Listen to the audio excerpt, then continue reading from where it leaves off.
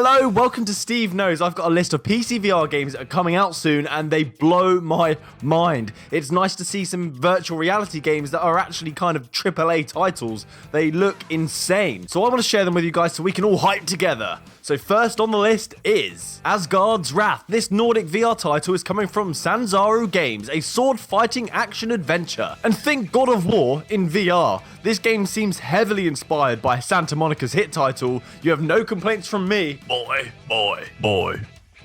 This is a chance for you to step into the shoes of a Norse god and take on a journey where you will meet many of the Norse gods we all know and love. Sanzaru also created the Marvel game Power United. If you enjoyed that title, you'll get an idea of the gameplay feel that they're going to provide. The crazy thing about this game is it's supposed to be 30 hours long. That's like 7 4-hour VR titles in one game. This game looks like it's going to be a true AAA VR title, finally. This game is built around hand-to-hand combat mechanics, with sword and shield to take on opposing foes, which wouldn't stand a chance against you, let's be honest. This is going to be an epic experience, as some of these boss fights, the bosses, they look like they tower over you as giants. They're huge. Alongside the fighting are RPG elements to give you a sense of progression in the game. Otherwise, you wouldn't be playing the game for 30 hours, would you? You'd be bored. Such as the collection of elements in order to craft other items, such as armor to improve your stats, or different weapons, or food to provide you with health. They did say light RPG elements, but it's not that light, more medium rare. There are also puzzles around for you to solve where you'll have to switch between your human form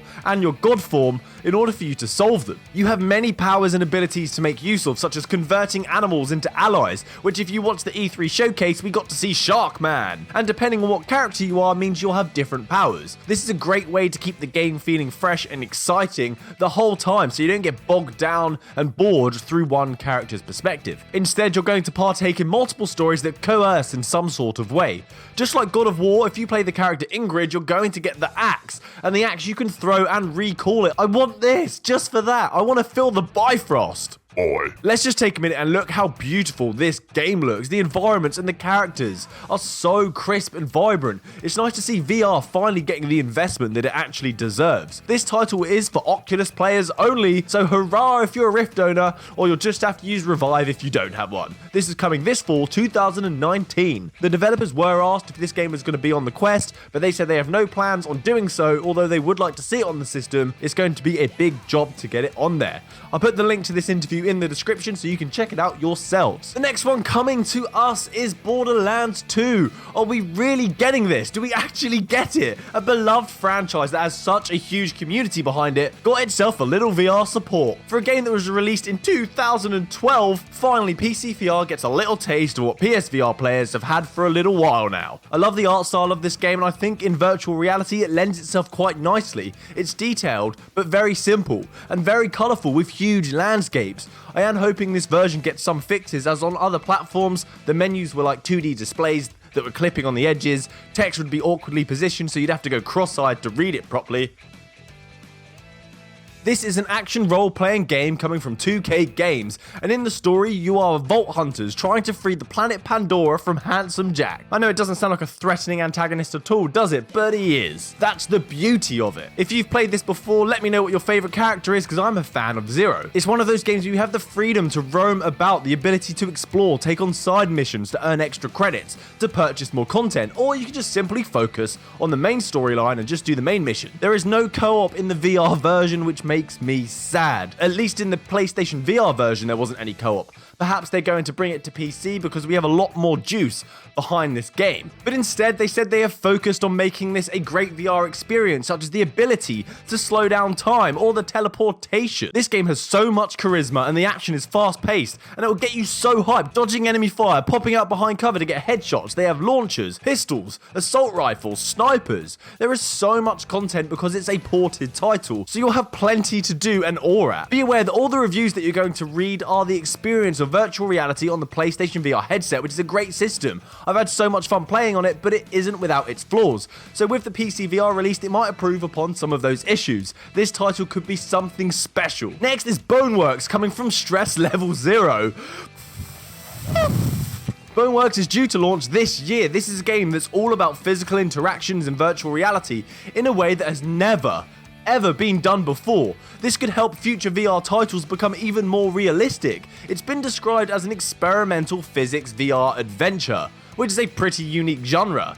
Someone's got to be the first. Giving the user a sense of immersion that they haven't experienced before, you can experience the most realistic physics to date so you can feel confident in your understanding of this virtual world and your interactions. In Boneworks, it will treat your embodied character as a single object, not floating hands. It also means it will replicate your interactions of objects the same way, so heavy objects will seem like they're affecting you like heavy objects do, or a light object in the same way. You can smash things, climb poles, do the monkey bars, shooting assault rifles, all like never before, and the visuals look incredible as well. They didn't hold back on that either. This looks like a very buttery tight game. In the footage available, you can see how they hold objects, and you can move your grip along the weapon, changing your pivotal point, and you can see the weight distribution change. Aside from just incredible VR gameplay, this title is supposed to provide you with puzzles to solve, combat to get involved with, using a variety of weapons, and a storyline to get engrossed in. You should definitely check out more videos on this title. It's really interesting to see what's